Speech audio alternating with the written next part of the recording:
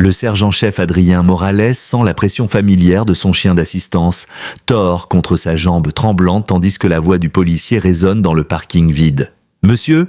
Laissez immédiatement la laisse et reculez de l'animal. La médaille violette d'Adrien scintille sous la lumière du lampadaire, accrochée à la poche de sa veste.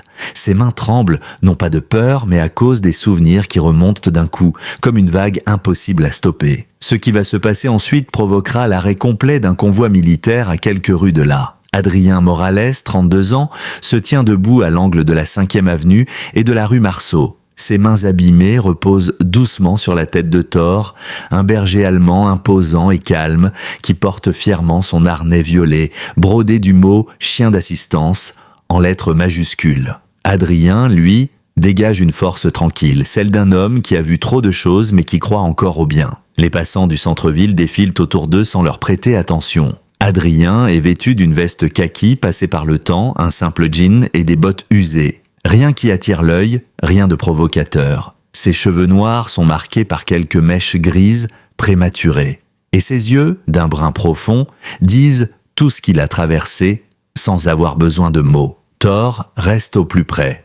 Comme toujours, entraîné pour repérer les signes de stress chez son maître. Il se trouve devant le centre d'accueil communautaire où Adrien donne de son temps 2 soirs par semaine, aidant d'autres anciens combattants à comprendre les démarches administratives, les aides et surtout à se sentir écouté. Mais avant de tout vous raconter, si vous venez de découvrir cette chaîne, pensez à vous abonner et cliquez sur j'aime. Si vous aussi vous pensez que le respect, ça se gagne, mais qu'il ne devrait jamais se perdre quand on l'a mérité. Et dites-moi dans les commentaires, est-ce que, vous aussi, vous avez déjà été jugé sans qu'on sache vraiment qui vous êtes ? Ce soir devait être simple, une soirée de plus à aider d'autres anciens militaires à reprendre pied. L'air est frais et le drapeau national au-dessus de l'entrée flotte doucement. Adrien s'est engagé à 18 ans juste après le lycée à San Jacinto, motivé par l'héritage familial. Son grand-père avait servi en Corée, son père au Liban. Quand il a levé la main pour prêter serment, il savait qu'il entrait dans quelque chose de plus grand que lui. 2 missions à l'étranger ont tout changé. La première s'est déroulée sans accroc, mais la deuxième l'a marqué à jamais. Une explosion artisanale a tué 3 de ses camarades et laissé Adrien avec des blessures profondes, certaines visibles, d'autres bien plus enfouies. Son corps a guéri, mais son esprit, lui, a eu besoin d'un autre type de traitement. Ce traitement est arrivé sous la forme d'un chien. Thor a été formé pour détecter les signes de crise de panique, interrompre les cauchemars et aider son maître à retrouver ses repères quand tout semble vaciller. Grâce à lui, Adrien a pu reconstruire une existence digne. Il travaille aujourd'hui sur des chantiers la journée et consacre ses soirées au centre. Il aide les autres vétérans à remplir des formulaires, comprendre les subtilités des lois, mais surtout à retrouver un sentiment d'appartenance. Il sait ce que c'est que de revenir d'une guerre et de se sentir étranger chez soi, d'entendre « merci pour votre service » sans toujours y croire. Chaque personne qui franchit ses portes a droit au respect qu'Adrien aurait aimé recevoir. Tout bascule quand une voiture de patrouille se gare brusquement à quelques mètres. Le policier qui en sort, Ludovic Perrin, est jeune, le regard dur et la main déjà posée sur son ceinturon. Adrien le reconnaît tout de suite. L'archétype du bleu trop zélé, avide de prouver sa valeur, prompte à voir un danger là où il n'y en a pas. Il s'avance d'un pas assuré, comme s'il entrait sur un champ de bataille, les sourcils froncés, l'attitude méfiante. Il annonce que quelqu'un a signalé un homme bloquant le trottoir avec un chien. Adrien lui explique calmement qu'il vient de terminer sa permanence au centre. Thor est assis, immobile, exemplaire. Mais le policier ne semble pas vouloir écouter. Il exige une pièce d'identité et met en doute le statut de chien d'assistance de Thor. Il suggère même qu'Adrien est peut-être un sans-abri qui cherche à escroquer les passants. Ces mots frappent durement, chargés de tous les préjugés qu'Adrien affronte depuis son retour. Il tente de lui expliquer que les chiens d'assistance n'ont pas besoin de papiers officiels, que la loi fédérale interdit même de le demander. Mais Perrin ne veut rien savoir. Son visage devient rouge de frustration. Il accuse Adrien d'être insolent, de manquer de respect à la police. Thor, sentant la tension monter, se rapproche davantage. Autour d'eux, les passants ralentissent. Certains sortent leur téléphone et commencent à filmer. L'atmosphère devient électrique. Quand l'agent Perrin met la main sur son taser et ordonne à Adrien de s'allonger au sol, tout se fige. Adrien lève les mains, tente de désamorcer la situation, mais Thor se positionne instinctivement entre lui et la menace. Perrin crie que le chien est agressif. Adrien essaye d'expliquer que c'est une réaction d'ancrage, un comportement appris pour les situations de crise. Mais le policier semble avoir déjà décidé du scénario. Il ne voit qu'un homme suspect avec un chien dangereux. C'est à cet instant que tout se rejoue pour Adrien. Le simple geste de l'agent vers son arme déclenche une détonation intérieure. Il n'est plus sur un trottoir américain. Il est de retour sur une route poussiéreuse près de Larnac, à attendre une ambulance, avec des cris autour de lui et une odeur de métal fondu. Son cœur cogne contre ses côtes. Thor appuie son corps contre sa jambe, exerce cette pression qui l'aide normalement à revenir au présent. Mais, ce soir, ça ne suffit pas. Pas avec des gens qui filment. Pas avec une arme pointée vers lui. Pas avec un homme en uniforme qui ne voit pas un vétéran mais une menace. Adrien sent ses muscles se raidir, son souffle se raccourcir. Thor reste calme, parfaitement entraîné, mais son regard vigilant ne quitte pas le policier. Chaque mouvement devient lourd de sens. Autour d'eux, les murmures s'intensifient, les téléphones se lèvent. Certains s'indignent, d'autres hésitent, mais tous sentent que quelque chose ne tourne pas rond. Le policier Perrin, quant à lui, semble déterminé à aller jusqu'au bout. Il ordonne à Adrien de retirer le harnais de Thor, affirmant qu'il doit vérifier la légitimité de l'animal. Adrien refuse, expliquant que retirer le harnais équivaut à empêcher Thor d'accomplir sa mission d'assistance, ce qui est non seulement dangereux pour lui, mais aussi illégal selon la loi sur les droits des personnes handicapées. Mais Perrin ne cherche pas à comprendre. Il ne veut pas entendre parler de loi, encore moins de nuances. Ce qu'il voit, c'est un homme qui refuse d'obéir. Il s'approche encore, tasé toujours armé. Thor ne grogne pas, ne bouge pas, mais son corps s'ajuste à celui d'Adrien, comme une extension vivante de sa volonté de tenir bon. L'instinct animal, pur et fidèle, l'agent interprète ce simple mouvement comme une menace et crie à l'assistance que le chien s'apprête à attaquer. Des renforts arrivent. 2 autres véhicules de police se garent à la hâte, sirènes éteintes, mais gyrophares clignotants, attirant davantage de regards. Les agents sortent rapidement, mais aucun ne semble vouloir évaluer la situation avec objectivité. Ils suivent les ordres de Perrin qui présente Adrien comme un individu instable et potentiellement violent, accompagné d'un animal hors de contrôle. Le regard d'Adrien croise celui d'un des jeunes agents. Un instant, il croit y voir un doute, une hésitation, mais ça ne dure qu'une seconde. Le groupe se met en position, prêt à neutraliser une menace qui n'existe que dans l'imaginaire de leur collègue le plus ailé.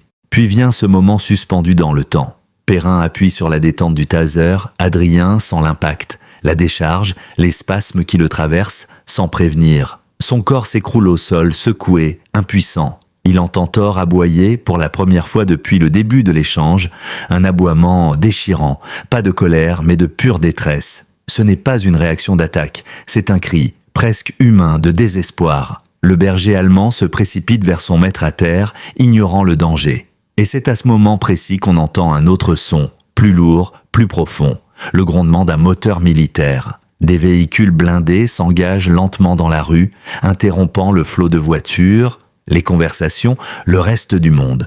5 transports de troupes, frappés de l'insigne des réservistes du 21e régiment mécanisé de Gardeville. À bord, une douzaine de militaires en tenue de terrain, casques vissés sur le crâne, regards sombres et déterminés. La scène qu'ils découvrent les saisit immédiatement. Un ancien frère d'armes au sol tétanisé, son chien d'assistance en détresse, et 3 policiers visiblement trop prompts à dégainer. Leur présence n'est pas un hasard. Caporal Philippe Dumas, membre du régiment, surveille depuis des mois les appels radio de la police, après avoir constaté une recrudescence de conflits avec des anciens combattants mal compris. Dès qu'il a capté l'appel signalant un vétéran agité devant le centre communautaire, il a reconnu le nom, Adrien Morales, un homme qu'il connaissait personnellement, qui avait aidé plusieurs de ses amis à obtenir des soins et à remplir leur dossier. Un homme droit, sans histoire. Il n'a pas hésité une seconde. Il a mobilisé son unité de réserve, sachant que le simple poids d'un uniforme militaire pouvait parfois faire toute la différence. Et en effet, leur arrivée fige la scène. Les passants s'écartent respectueusement. Les policiers hésitent, reculent d'un pas. Le chef du régiment, adjudant Vincent Lorenz, descend du premier véhicule, main visible, démarche posée mais autoritaire. Il ne crie pas, ne menace pas. Il avance jusqu'au policier Perrin et demande calmement ce qu'il se passe. L'agent, visiblement pris de court, tente de justifier son intervention. Parle de danger, d'agression, de refus d'obtempérer. L'adjudant Lorenz l'écoute sans l'interrompre, puis se tourne vers Adrien, toujours au sol, le souffle court, Thor penché sur lui comme une sentinelle. D'un signe, il appelle 2 soldats qui s'agenouillent immédiatement pour aider le vétéran à se redresser. Ils le relèvent avec précaution, sans geste brusque. Thor ne bronche pas, reconnaissant dans ces hommes des alliés. L'un d'eux pose une main sur sa tête doucement. Adrien retrouve son souffle, ses appuis, sa lucidité. Il comprend peu à peu ce qui vient de se produire. L'injustice, l'humiliation, la violence gratuite, mais aussi la solidarité, l'unité, cette fraternité inaltérable. Autour de lui, les militaires forment un cercle, pas agressif, mais clairement protecteur. Le message est clair, cet homme n'est pas seul. L'adjudant Lorenz reprend la parole. Il ne crie pas, il pose les faits. Ce vétéran a servi son pays avec honneur. Il a mérité notre respect. Pas une décharge électrique sur un trottoir. Le policier Perrin tente de répliquer, mais cette fois, le regard des autres agents en dit long. Le doute s'installe, les téléphones continuent d'enregistrer, les témoins ont tout vu, la situation s'est retournée. Ce n'est plus Adrien qu'on observe, mais l'attitude du policier. Et les vidéos déjà partagées en direct commencent à circuler. Le superviseur de la brigade arrive à son tour. Il descend de son véhicule avec précipitation, alerté par l'agitation inhabituelle. En quelques secondes, il analyse la scène. Un ancien militaire tasé, son chien de service traumatisé, des soldats en cercle et des passants outrés. La gravité de la situation lui saute aux yeux. Il comprend que l'incident a pris une ampleur qui dépasse la simple patrouille. Le superviseur s'approche d'Adrien, tente de comprendre, pose des questions, mais il sait déjà que cette affaire ne disparaîtra pas discrètement. Les vidéos circulent, les visages sont identifiables, les réactions du public immédiates. Il demande un rapport complet aux agents présents. Mais la posture des militaires rend les choses claires.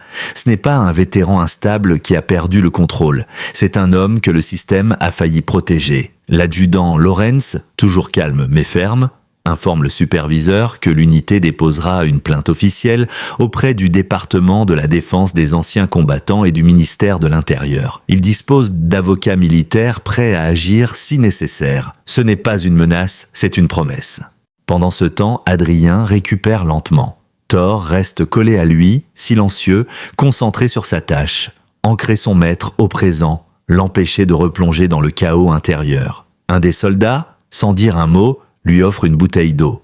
Un autre ajuste discrètement le harnais de Thor. La foule, de plus en plus nombreuse, s'est tue. Certains murmurent leur soutien, d'autres filment toujours. L'émotion flotte dans l'air. Adrien, encore secoué, lève les yeux vers l'adjudant, Lorenz, et murmure un simple « merci ». Ce n'est pas seulement pour l'avoir aidé, mais pour lui avoir rappelé qu'il n'était pas invisible. La situation est désormais sous contrôle. Le superviseur de la police ordonne à Perrin et aux autres agents de se retirer. Aucune arrestation, aucun autre geste déplacé. La tension redescend, mais la honte reste palpable. Les militaires, eux, ne bougent pas tant qu'Adrien et Thor ne sont pas prêts à quitter les lieux. Ce ne sera pas dans une ambulance, ni entre 2 policiers. Ce sera en marchant, la tête haute, entouré de ceux qui comprennent. Une voiture du régiment se propose de le raccompagner chez lui. Adrien accepte, non sans jeter un dernier regard au centre communautaire devant lequel tout a commencé. Un lieu d'aide et d'écoute transformé en théâtre d'humiliation, puis de réparation. Dans les jours qui suivent, la vidéo devient virale. Des millions de vues, des milliers de commentaires, une vague de soutien. Des vétérans de tout le pays reconnaissent dans l'histoire d'Adrien la leur. Des associations se manifestent, des dons affluent pour le centre communautaire. Des avocats bénévoles proposent leur aide. Le département de la police ouvre une enquête interne. L'agent Perrin est suspendu temporairement pendant l'analyse complète des faits. Des voix s'élèvent pour réclamer une meilleure formation sur les chiens d'assistance et les troubles post-traumatiques. Le débat dépasse les frontières de la ville. Mais Adrien ne cherche ni vengeance, ni exposition médiatique. Il veut du changement. Il demande que les agents soient sensibilisés aux réalités des anciens combattants, qu'on cesse de demander des documents inexistants pour des chiens d'assistance, qu'on traite les blessures invisibles avec autant de respect que les cicatrices apparentes. Il souhaite surtout qu'aucun autre vétéran ne vive ce qu'il a vécu. Son message est simple, puissant et trouve un écho. Les Marines le soutiennent publiquement. Le régiment qui est intervenu demande officiellement l'ouverture d'un dialogue entre les forces de l'ordre et les associations de vétérans. Thor, de son côté, devient une figure emblématique, le chien qui n'a jamais cédé, qui était resté fidèle dans la tourmente. Les soldats qui étaient présents ce soir-là lui apportent friandises et câlins chaque fois qu'ils croisent Adrien. Pour eux, il n'est pas qu'un chien, c'est un partenaire, un frère d'armes à 4 pattes. Il a accompli sa mission mieux que n'importe quel discours. Il a maintenu Adrien debout, mentalement et émotionnellement. Il a empêché le pire, et pour cela, il le respecte profondément. Adrien reprend peu à peu ses habitudes. Il retourne au centre communautaire, accueilli par des sourires sincères et des accolades silencieuses. Ceux qui l'aident lui posent des questions. Certains avouent qu'ils pensaient être seuls dans leur combat. Il leur raconte, pas pour se plaindre, mais pour montrer que la fraternité militaire ne meurt jamais. Il rappelle que même dans les pires moments, il y a toujours des hommes et des femmes prêts à intervenir, à faire bloc. Il parle de justice, pas de colère, de solidarité, pas de revanche. Il transforme son expérience en leçon, en force collective. L'incident devient un repère, un symbole, on l'évoque lors de réunions publiques, dans les formations des forces de l'ordre, dans les écoles de police. Des panneaux d'information sont installés dans plusieurs commissariats pour rappeler les droits liés aux chiens d'assistance. Le nom d'Adrien Morales est associé non à un scandale mais à un tournant. Il n'a jamais cherché la lumière, mais quand le regard s'est braqué sur lui, il a su quoi en faire. Il a choisi la dignité, la pédagogie et la fraternité. Et au fond, c'est cela qui rend son histoire si puissante. Pas l'arrivée spectaculaire des véhicules militaires, pas les millions de vues, mais le fait qu'un homme, profondément brisé par la guerre, ait trouvé la force de se relever non pour lui, mais pour les autres, qu'il ait utilisé sa douleur comme outil de reconstruction collective, et qu'à ses côtés, un chien silencieux et loyal ait tenu bon sans jamais flancher. C'est ce genre d'histoire qu'il faut raconter, des histoires vraies, humaines, où l'on comprend que parfois la justice ne vient pas dans un tribunal, mais dans la façon dont une communauté se lève pour défendre l'un des siens. Parfois, le respect commence par un chien qui ne recule pas, et un frère d'armes qui arrive au bon moment. Si cette histoire vous a touché, n'oubliez pas de vous abonner, et surtout, continuez à défendre ceux qui ont déjà tant donné.